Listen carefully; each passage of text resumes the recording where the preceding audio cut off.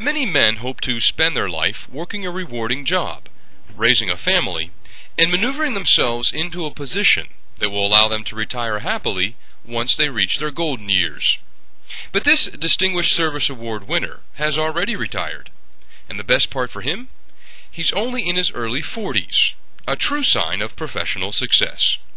In the same way, he's also one of the youngest men to receive this highest award an SAE can earn. I think it's a function, one, of Bob, because he's a terrific, and also a function of just somebody that has chosen early in his life to give back in a big way to the fraternity.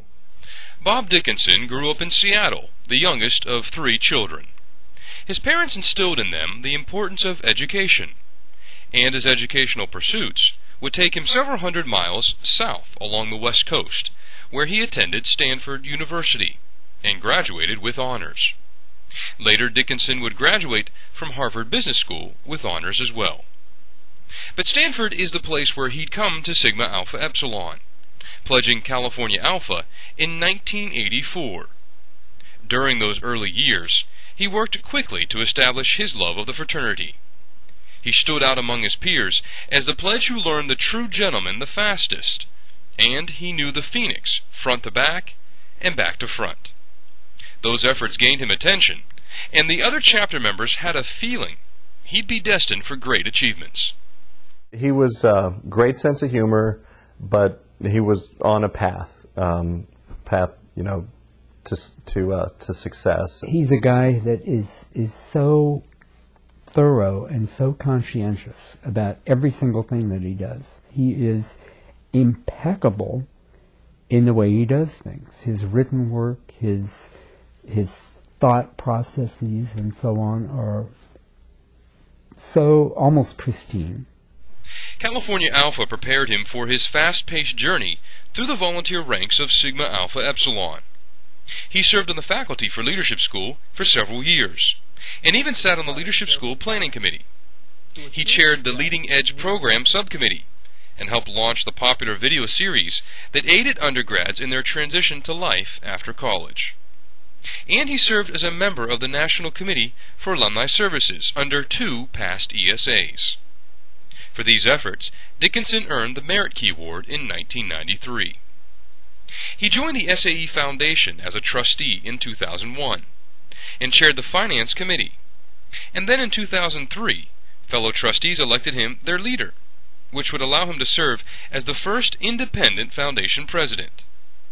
Under his leadership, the foundation reduced its budget and increased net invested assets from $12 million to more than $16 million in just 2 years. When he completed his term, he earned the Zeal Award, an award normally given exclusively to chapters.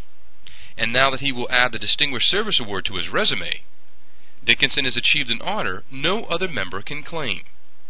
He is the first known member in SAE history to earn all 3 of these awards: the Merit Key, the Zeal Award, and the Distinguished Service Award. He is just an outstanding guy, and an award like this is, he deserves it so much. In addition to his work with the National Fraternity, Dickinson remains committed to his alma mater. He's been a trustee of the California Alpha Alumni Association since graduation. He helped raise $1.6 million for a 20th reunion at Stanford, and is helping to raise money for the university's billion-dollar capital campaign. In fact, every time he goes back to campus, he gets a rush of excitement that's hard to explain.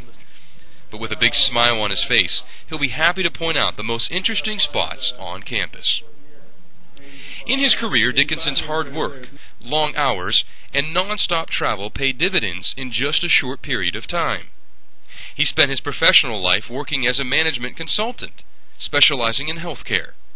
He was managing director and owner of a $7 million consulting firm, developing strategies and improving the performance of leading health systems, physician organizations, and health plans. Dickinson has also worked with a trio of institutes in various parts of the country, including the Leadership Institute, the Snowmass Institute, and the Governance Institute. In each of these roles, he served as a faculty member. and he's been featured as a keynote speaker at 37 national healthcare conferences, in addition to being published or being cited in 21 articles. You know, here is a person who can meet and talk with anyone in the world and do it well. And with that chapter of his life behind him, Dickinson is now focusing on the most important aspect of his life, his family.